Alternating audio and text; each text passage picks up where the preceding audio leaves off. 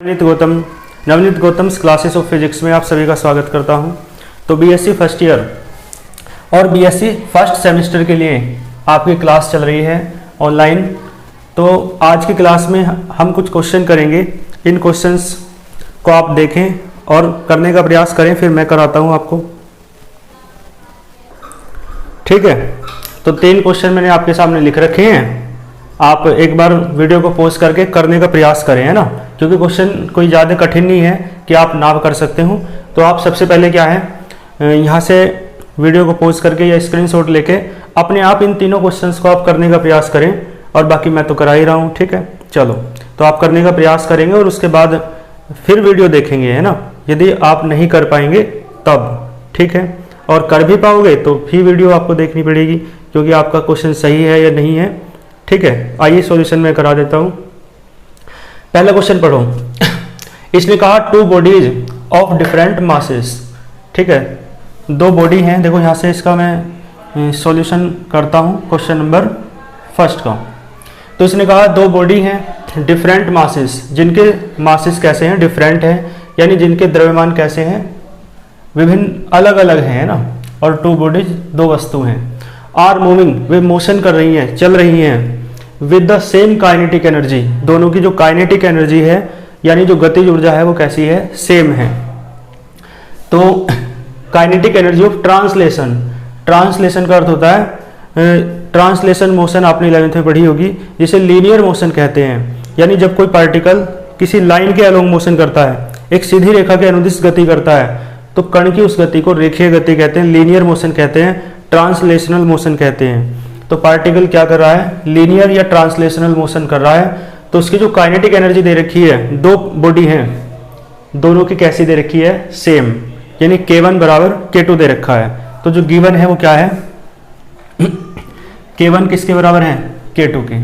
ठीक है, तो पूछ रहा है विच वन हैज, दोनों में से कौन सा एक, हैज माने रखता है, एक ग्रेटर माने अधिक मोमेंटम, यानी अधिक मोमेंटम किसका है, पहली बॉडी का मोमेंटम अधिक है या दूसरी का अधिक है।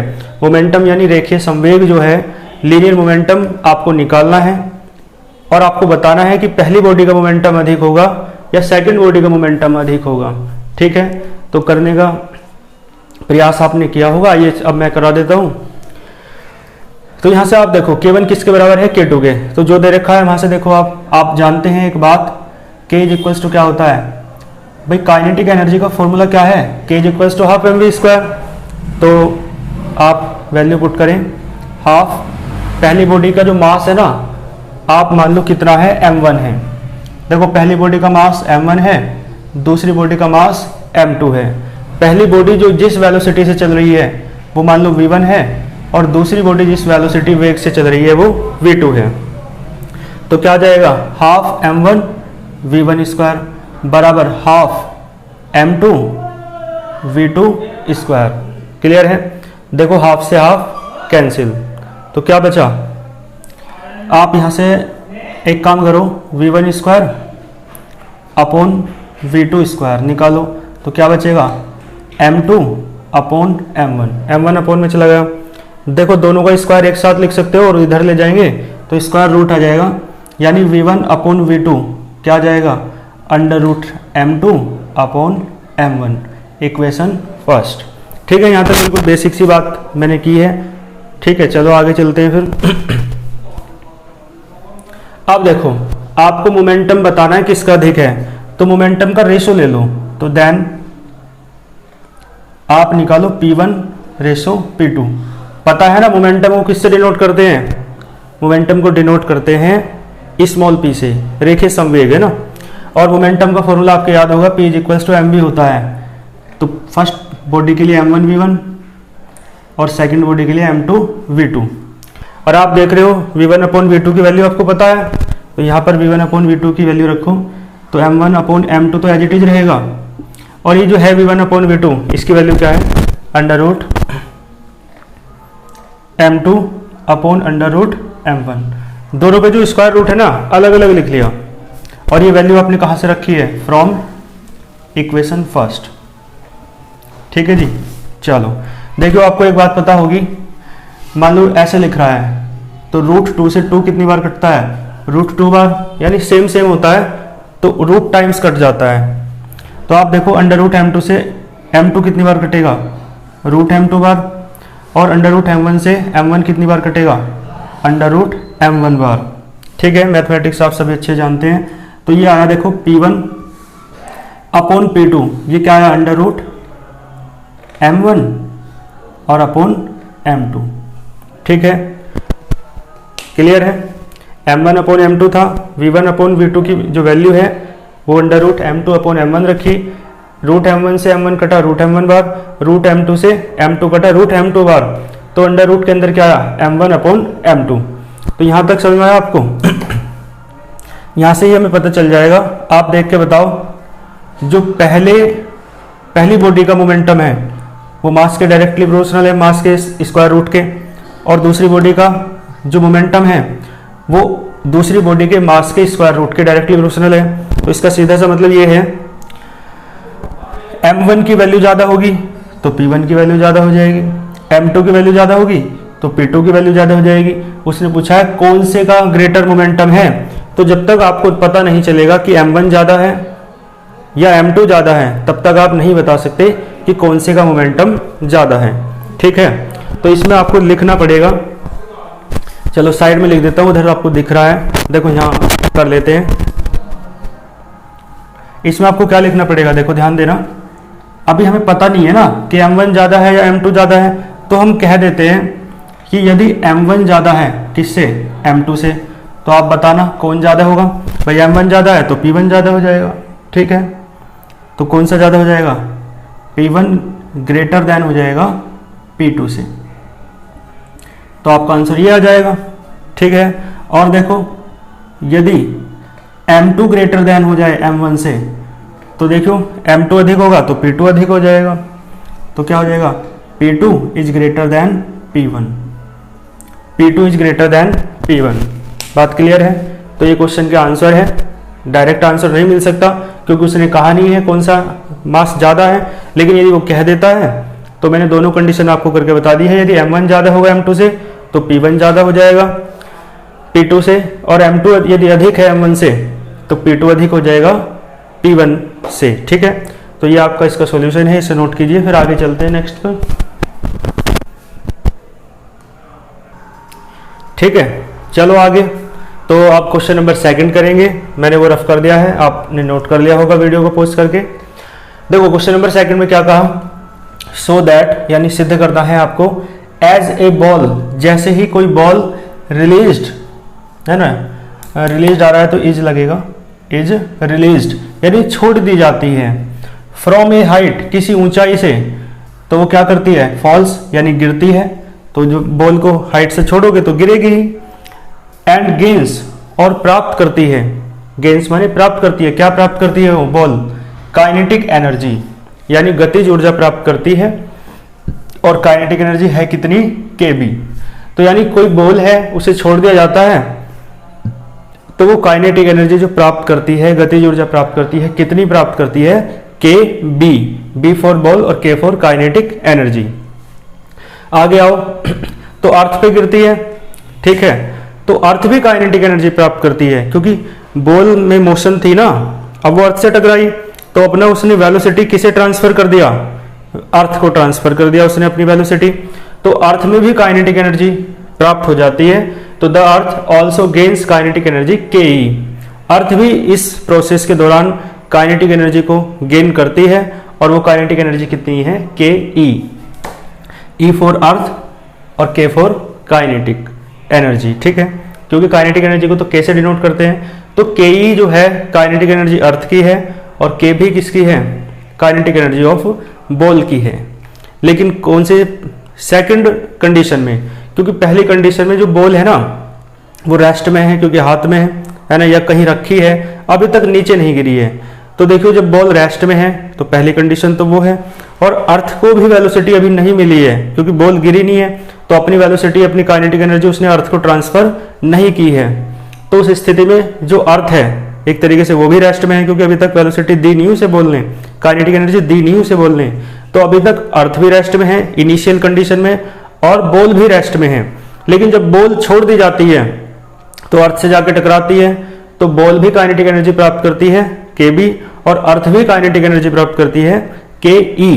तो उस टाइम बॉल की काइनेटिक एनर्जी kb है तो वेलोसिटी बॉल की कितनी हो जाएगी, vb हो जाएगी।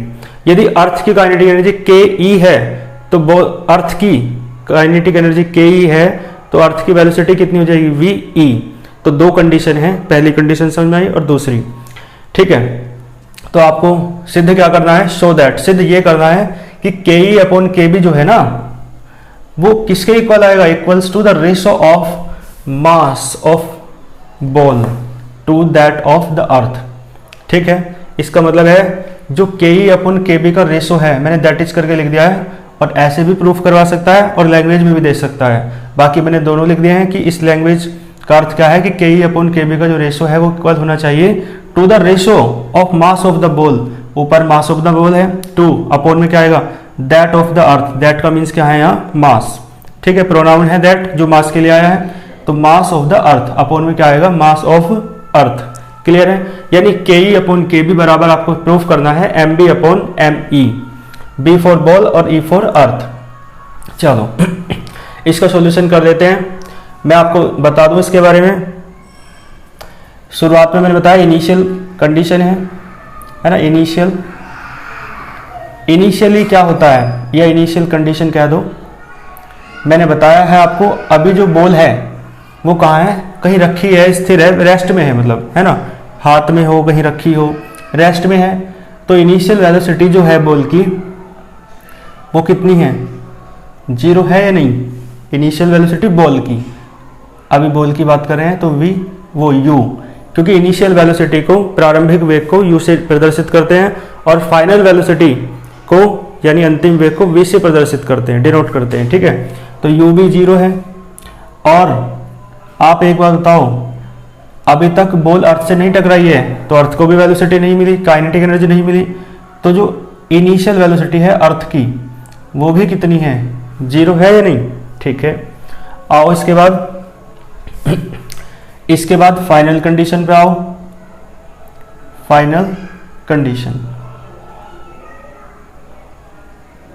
देखो, फाइनल कंडीशन में क्या होगा, अब जो बॉल है अर्थ से टकरा जाएगी तो अर्थ के पास काइनेटिक एनर्जी आएगी और बॉल के पास भी काइनेटिक एनर्जी आएगी। तो बॉल के पास काइनेटिक एनर्जी kb है तो बॉल के पास वेलोसिटी कितनी होगी, vb होगी, ठीक है। अर्थ के पास यदि काइनेटिक एनर्जी ke है, उसने कहा ना ke है अर्थ की काइनेटिक एनर्जी, तो अर्थ के पास वेलोसिटी कितनी होगी, ve होगी, ठीक है। और जो मास है बॉल का वो mb है, ठीक है, जो बॉल का मास है वो mb है और जो अर्थ का मास है वो me है। तो जो बातें मैंने यहाँ आपको समझाई है ना, ये मैं नोट्स में लिख दूंगा अच्छे से, ठीक है। आओ सॉल्यूशन करते हैं। तो उसने क्या कहा कि दोनों का रेशो निकालना है और वो mb अपॉन me के बराबर आना चाहिए। तो यहाँ तक मैंने बेसिक बातें आपको बता दी है, इसकी क्वेश्चन की जो इंट्रोडक्शन है, भूमिका है। आओ करते हैं। हमें निकालना क्या है, ke अपॉन kb और लाना है mb अपॉन me के बराबर। तो ke फॉर्मूला लगाओ, हाफ me ve स्क्वायर, ठीक है। चलो हाँ, हालांकि मैं एक बात बता दूं आपको, यहाँ पर law of conservation of linear momentum का यूज होगा, लेकिन वो यूज यदि मैं अब पहले कर लूँगा तो आपको लगेगा पता नहीं क्यों यूज किया। तो पहले मैं ke अपॉन kb निकाल के दिखाता हूँ, वहाँ पे ज़रूरत पड़ेगी इसकी, तब आपको लगेगा कि उसकी नीड है, फिर मैं आपको निकाल के दिखाऊंगा, ठीक है। लेकिन तरीका तो चाहे आप पहले ke अपॉन kb निकाल लो, बाद में ला लगा लो, या पहले ला लगा लो फिर ये निकाल लो, बात एक ही है ना, क्वेश्चन करना है आपको। तो चलो, लेकिन क्या कर रहे हैं हम, पहले ke अपॉन kb निकाल रहे हैं ताकि आपको लगे कि जो ला लगाना है कंजर्वेशन ऑफ लीनियर मोमेंटम का, उसकी आवश्यकता क्यों है। देखो kb का मान रखो mb और vb का स्क्वायर, तो हाफ से हाफ कैंसिल हो जाएगा, तो ये बच जाएगा आपका me अपॉन mb। और चलो मैं थोड़ा इसे इस तरीके से लिख लेता हूँ, me अपॉन mb, और ये देखो इसे ऐसे लिख सकते हैं ve अपॉन vb का होल स्क्वायर, है ना। मुझे पता नहीं है अभी कि किस रूप में लिखना पड़ेगा, तो इसे एक काम करो, अभी यही इक्वेशन 1 डाल दो, है ना, जो बचा हुआ है। फिर देखेंगे करना क्या है, के ई अपॉन के बी, और ये बचा एम ई वी ई का स्क्वायर, और ये बचेगा एम बी वी बी का स्क्वायर। इक्वेशन फर्स्ट देखो, हमें लाना है M B upon M E, तो इसका मतलब है इनकी वैल्यू रखनी पड़ेगी, वी स्क्वायर की वी बी स्क्वायर की, तब कट कटा के कैंसिल होके तब बचेगा ये। ठीक है, चलो तो इक्वेशन फर्स्ट मैंने कहा ला लगाना पड़ेगा कंजर्वेशन ऑफ लीनियर मोमेंटम का, तो ये तो मैंने बताया आपको, यहाँ पे लगा देता हूँ, है ना। तो देन फ्रॉम किसका यूज कर रहे हैं, लॉ ऑफ, मैंने बताया है कंजर्वेशन यानी रेखीय संवेग संरक्षण का नियम लगा रहे हैं, तो law of conservation of momentum या लीनियर मोमेंटम पूरा लिखना चाहो आप। ठीक है, आपको पता है क्या होता है, देखो ये जो कंजर्वेशन ऑफ लीनियर मोमेंटम का जो लॉ है वो ये कहता है कि लीनियर मोमेंटम जो है ना किसी बॉडी का, किसी सिस्टम का हमेशा कंजर्व्ड रहता है, कांस्टेंट रहता है, कभी बदलता नहीं है। यानी इनिशियल कंडीशन में भी लीनियर मोमेंटम जितना था फाइनल कंडीशन में भी उतना ही रहेगा। तो कहने का अर्थ ये हुआ कि इनिशियल, है ना, लीनियर मोमेंटम, मैं शॉर्ट में लिख रहा हूं, बराबर क्या आएगा, फाइनल लीनियर मोमेंटम। आप मत लिखना शॉर्ट में, ठीक है। इनिशियल लीनियर मोमेंटम कैसा रहेगा, फाइनल लीनियर मोमेंटम के बराबर रहेगा, क्योंकि बदलता ही नहीं है। और आपको पता है इनिशियली मैंने बताया आपको, इनिशियल कंडीशन में दोनों वेलोसिटी 0 है, और पहले बॉल के लिए कर लो, तो बॉल के लिए देखो क्या आ जाएगा, एम बी यू बी आ जाएगा। ठीक है, प्लस अर्थ के लिए करो, सिस्टम तो दोनों से मिलके बन रहा है ना, बॉल से और अर्थ से, दो की बात है, तो क्या आएगा, M E U E. Initially बात हो रही है तो इनिशियल वेलोसिटी ले रहे हैं, फाइनली बात होगी तो फाइनल वेलोसिटी लेंगे, M B V B plus M E V E. ठीक है जी, आपने देखा यू भी 0 है और वी यू ई भी 0 है, तो देखियो M B into 0 M E into 0, और बराबर में क्या आया आपका, यही बच जाएगा। वेक्टर में लेना चाहो आप वेक्टर में ले लो, ठीक है। तो ये तो सब 0 ही है, और यहाँ से देखियो M B vector V B और plus M E vector V E, ये तो सब 0 बचा। तो 0 बराबर बचा M B vector V B, M E बिल्कुल एज इट इज लिख रहे हैं ऊपर से, वेक्टर वी ई। ठीक है, मैं क्वेश्चन रफ कर रहा हूँ, आपको अब इसकी ज़रूरत नहीं है। हमें सिद्ध करके क्या लाना है, के ई अपॉन के बी निकालना है और लाना है M B upon M E.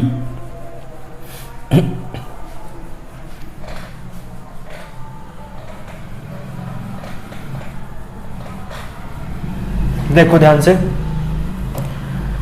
तो यहां से आप इसकी वैल्यू निकाल लो, क्या आ जाएगी, इधर चला जाएगा, तो देखियो क्या आ जाएगा, कुछ भी कैसी कर लो, एम बी वी बी, उसे इधर ले आओ तो माइनस आ जाएगा, क्या आएगा, एम ई वेक्टर वी ई।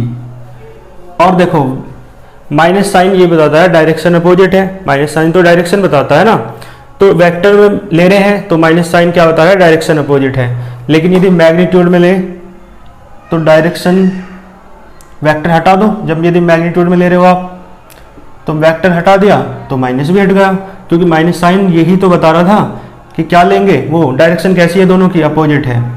अब वेक्टर हटाया यानी डायरेक्शन की बात नहीं की, तो माइनस साइन भी हट जाएगा। तो एम बी वी बी बराबर किसके है, एम ई वी ई, यानी जो बॉल का फाइनल मोमेंटम है वो अर्थ के फाइनल मोमेंटम के बराबर है। और यहाँ से आप वी अपॉन वी बी की वैल्यू रख सकते हो, ठीक है।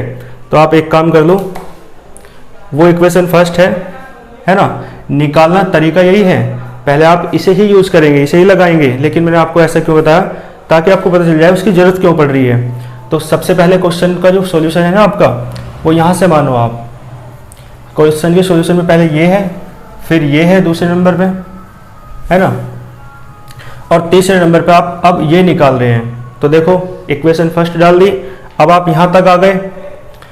दो तरीके हैं आपके पास, या तो आप VE अपॉन VB की वैल्यू निकाल के इक्वेशन फर्स्ट से यहाँ रख दो, या फिर आप ऐसे भी कर सकते हो। देखो एक काम कर लो, ME से गुना कर ली, गुना करोगे तो ME का स्क्वायर हो जाएगा। ध्यान देना भाई, ME से गुना की तो ME से क्या करना पड़ेगा, भाग भी करनी पड़ेगी। और देखो MB से भाग की तो MB से क्या करना पड़ेगा, गुना भी करना पड़ेगा। देखो एक पावर कट जाएगी वही बात है ना, एक पावर कट जाएगी वही बात है। तो ऐसा पता है क्यों लिखा है। अब देखो दोनों के स्क्वायर को आप एक साथ लिख सकते हो या नहीं, सारे का होल स्क्वायर कर सकते हो। यहाँ पे भी देखो सारे का होल स्क्वायर कर सकते हो, आप कर सकते हो नहीं। तो ME VE किसके बराबर है, MB VB के, या MB VB किसके बराबर है, ME VE के। तो आप यहाँ से दोनों को बराबर रख लो। देखो क्या आ जाएगा, KE अपॉन KB। यहाँ पे आप M ऊपर वाले को रख लो, चाहे नीचे वाले को रख लो, है ना, वो तो कैलकुलेशन है, आप कैसे भी कर सकते हो। कैलकुलेशन के तो हजार तरीके, मतलब बहुत सारे तरीके हैं। आप MB VB की जगह क्या रख लो, ME VE, इसका स्क्वायर, और ये तो बचा as it is MB upon ME। तो देखिए ये तो सारा कट जाएगा, तो KE अपॉन KB क्या बचा, ये बच जाएगा MB अपॉन ME। और यही तो आपको प्रूफ करना था, देखो चाहे। तो ये क्वेश्चन आपका प्रूव हो गया है, ठीक है ना, यही तो प्रूफ करना था। देख लो दोनों को मिला लो, सेम है बिल्कुल, ठीक है। तो ये क्वेश्चन समझ में आया होगा आपको, नोट करो, फिर आगे चलते हैं।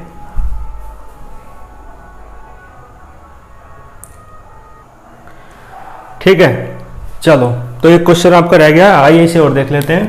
क्वेश्चन नंबर 3 है ये, इसका सॉल्यूशन देखते हैं। और ये क्वेश्चन यदि आपने प्रयास किया होगा तो ये आपसे हो भी गया होगा, क्योंकि बहुत सरल क्वेश्चन है, इसमें कोई दिक्कत वाली बात नहीं है। देखो एक बार मैं पढ़ देता हूँ। द पोजीशंस दे रखी हैं, यानी स्थितियाँ ऑफ 2 मासेस, 2 द्रव्यमानों की। पहला है 6 यूनिट और दूसरा है 2 यूनिट। यूनिट का मतलब मास की यूनिट क्या होते हैं, किलोग्राम।